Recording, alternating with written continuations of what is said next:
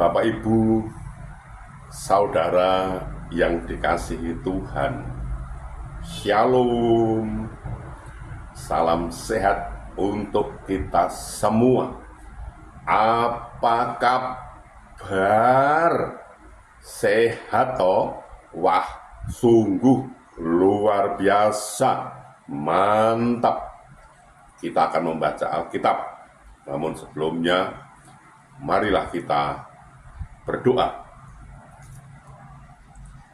Bapa, kami mengucap syukur dan terima kasih atas cinta kasih Bapa, atas anugerah yang Tuhan berikan kepada kami, yang kami rasakan pada saat ini sungguh luar biasa Bapa.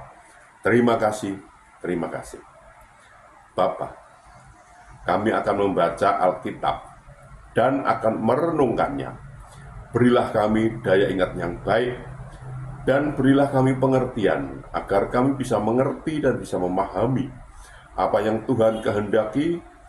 Kami bisa melakukan dan juga bisa memberitakan serta bisa menyimpan dalam hati pikiran kami. Dalam nama Tuhan Yesus kami berdoa. Amin. Bacaan Alkitab dari Matius pasal 8 ayat 19 sampai 20.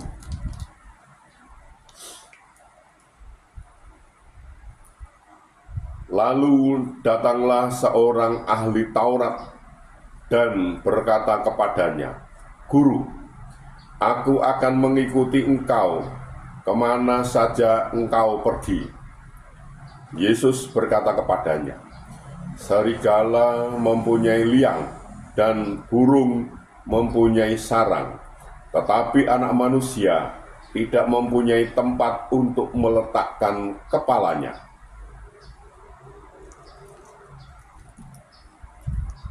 Demikian pembacaan Alkitab. Terpujilah Yesus Kristus. Bapak, Ibu, saudara, banyak orang berpikir bahwa mengikut Kristus adalah pekerjaan yang mudah. Benarkah?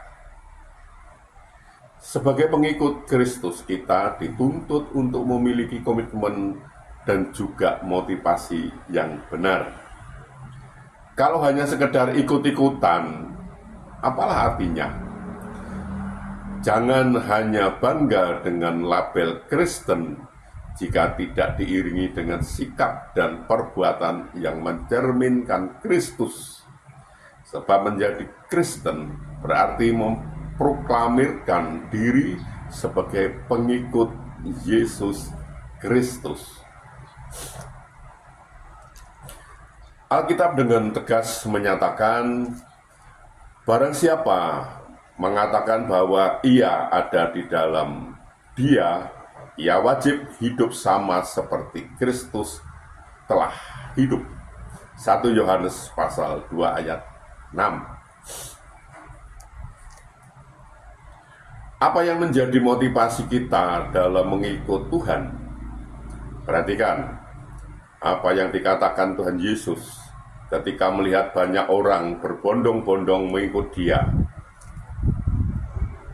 "Sesungguhnya kamu mencari aku bukan karena kamu telah melihat tanda-tanda, melainkan kamu telah makan roti itu dan kamu kenyang."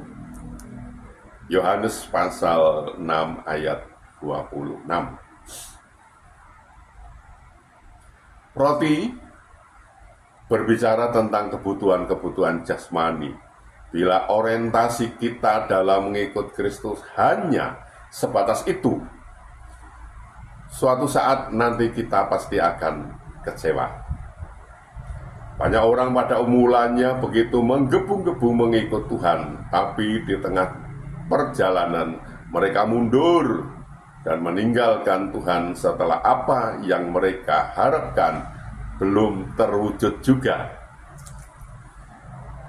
Begitu ada tawaran lain yang lebih menggiurkan, tidak segan-segan mereka akan berpaling dari Kristus. Atau kita mengikut Tuhan, bahkan terlibat dalam pelayanan, tapi di dalam hati kita terselip ambisi dan motivasi yang tidak benar.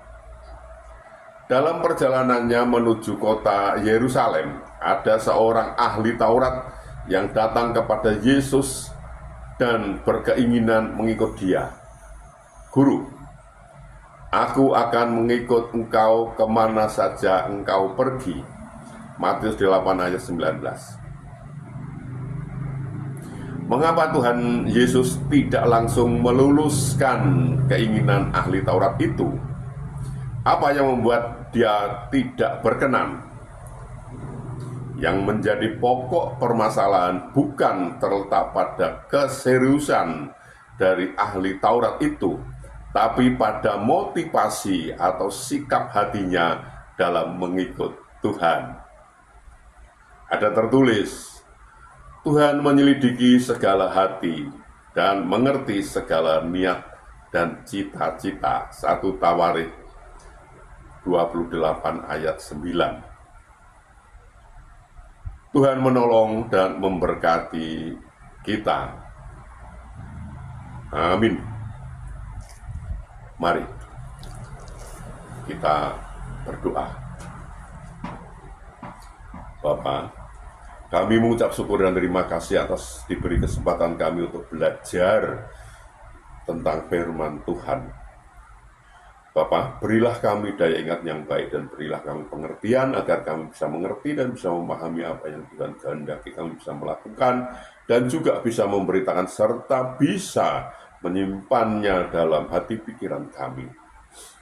Bapa, kami juga berdoa untuk saudara-saudara kami, sahabat-sahabat kami yang saat ini sedang sakit, sedang ada kelemahan tubuhnya, mereka tidak bisa berbuat banyak karena sakit. Kami mohon belas kasih Bapa, tolonglah Bapa, sembuhkan mereka, pulihkan mereka, sehingga mereka bisa beraktivitas kembali. Tuhan menolong dan Tuhan memberkatinya.